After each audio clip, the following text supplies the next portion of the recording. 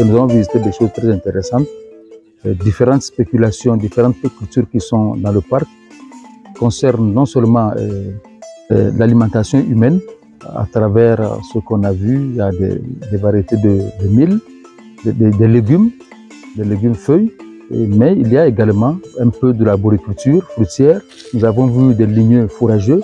C'est un parc qui concerne pratiquement toute la chaîne de nutrition.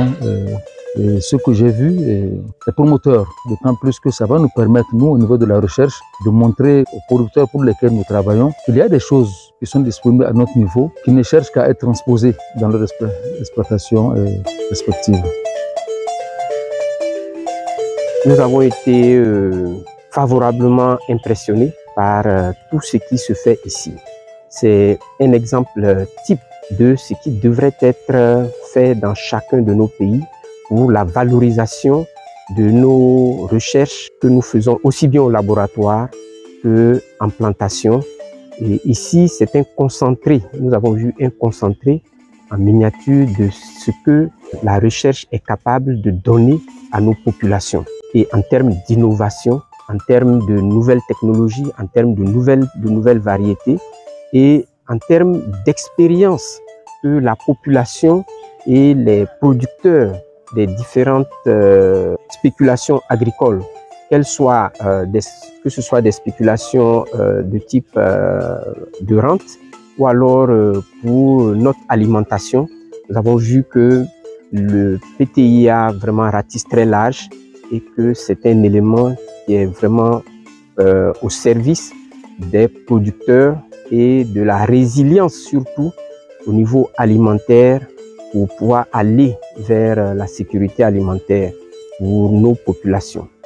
Et ça, dans un contexte, comme on l'a dit, de changement climatique, nous avons vu qu'il y a de très grandes choses qui sont faites ici et qui permettent de s'adapter. Nous avons été vraiment très émerveillés pour tout ce que nous avons vu et nous pensons vraiment que ce parc a son importance parce que vraiment c'est une plateforme qui va permettre aux acteurs vraiment de venir toucher du doigt les technologies que développent les structures de recherche pour une meilleure valorisation des produits.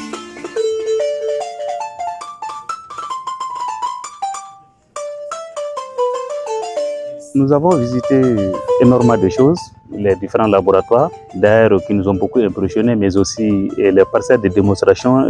Une des parcelles, moi personnellement, qui m'a émerveillé, c'est la parcelle de Petit Riz, le mil à chandelle, puisque malgré que le plant est arrivé à maturité, les épis sont en maturité, mais le plant est resté en quai vert. Donc, ce qui montre que non seulement on a la graine, mais aussi on a un feuillage à l'état vert qui serait encore beaucoup plus intéressant en termes de fourrage pour les animaux.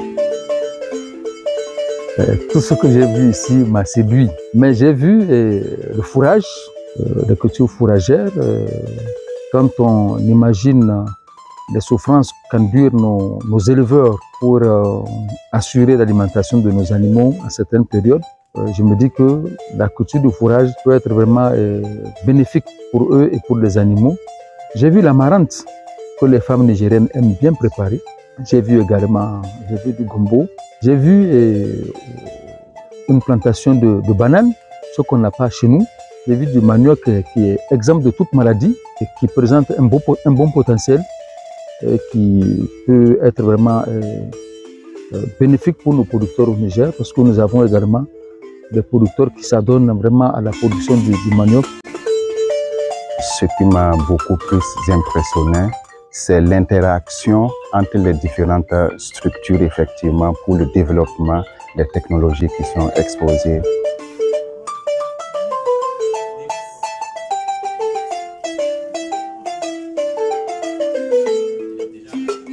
Nous sommes heureux de savoir que en Afrique de l'Ouest, nos chercheurs se parlent.